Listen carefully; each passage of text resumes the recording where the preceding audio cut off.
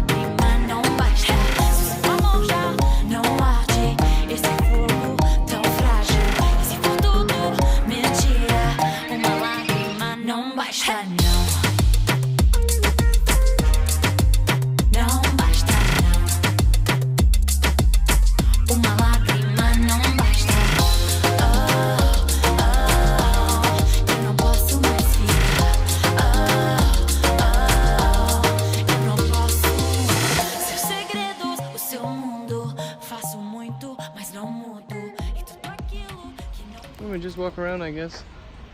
You want to go down there? But these trees are cool over here. This is a giant tree. Look at this tree. Mushroom. Mushroom. Come here. Ow.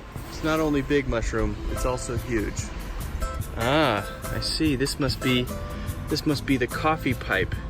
So the coffee comes up here and goes into the city and sends coffee to every coffee shop in the city. That's amazing. Any questions? Yes, where is the coffee pipe? And do you have a nozzle that I can drink out of directly? Yeah, these giant leaves are very fragrant. Wow, look at these flowers, Mushroom. You want to go down there? Yeah. Let's go down there. Able to go down? Well, it's very slippery.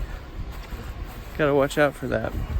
So maybe before we start the tour, I can talk a little bit about why I like coffee and why I'm interested in coffee.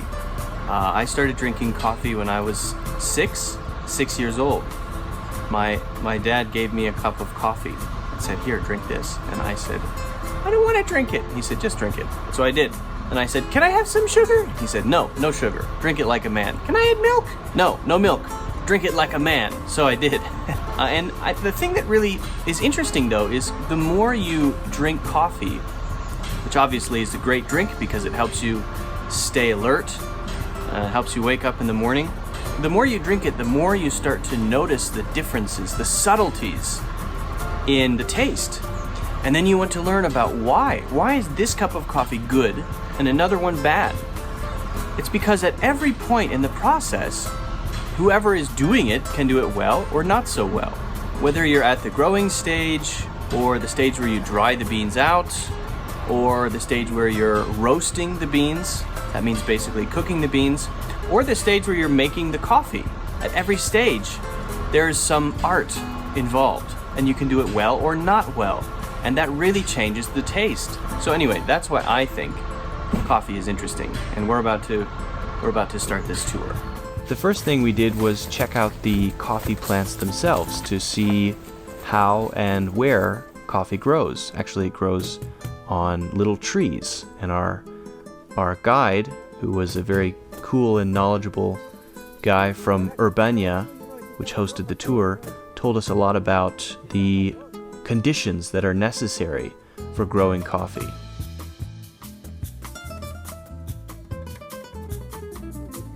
Coffee has to be ripe. All of these plants around me are coffee trees.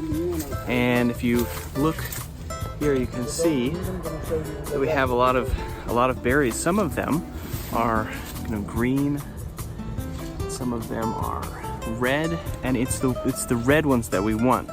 Dark red means that they're ripe. Green means that they're not ripe. So I'm going to, okay, so like that one there.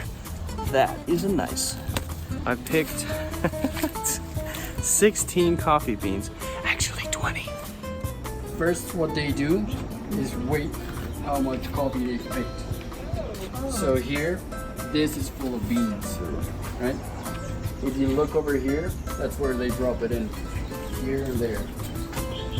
After the berries are picked, they go through these huge machines which remove the skin, the pulp, and it leaves this little white, slimy coffee bean. So those up there, once they activate the depulping machine, they start to fall into the depulping machine. Okay? Tons in an hour. So this infrastructure is like really big. The only problem here is the drying. Before they used to have a drying machine, but it broke. Now they're trying to do artisanal drying. The next step then is drying. They have to dry it for at least 6 days, sometimes longer, depending on the weather. So these are called African drying beds. It's very typical, or it's the way they do it in Africa, and it's a very effective way of doing it. So what you do is you have like a net on the bottom that allows ventilation on the bottom. You get like really small ones and big ones as well. And like this is really tiny. This is really tiny. But unlike this one's regular or big size. Mushroom, do you like my hair?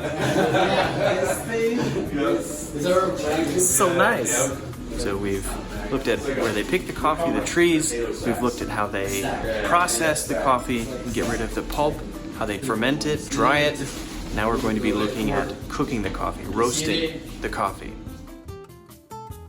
If the coffee beans are ready, if they're dry enough, the outside, the husk, will come off very easily. They need to have the outside, the husk, removed. It's also called parchment because it's really like paper. It's very, very flaky. So they shake the coffee beans a lot until it comes off, and that leaves only a green little bean, and that is the final coffee bean. It's the last layer, a little green bean. Finally, the beans are roasted, and the roasting process is very complicated and very subtle. If you make any mistake or if you do something incorrectly, it could ruin the coffee completely. The thing that really surprised me was how focused the roaster has to be at every moment in the process of roasting the coffee beans. They have to pay attention to how much air is moving through, the temperature, when the temperature changes, and the time that the beans are cooked, among many other things. It's actually very subtle and very complicated.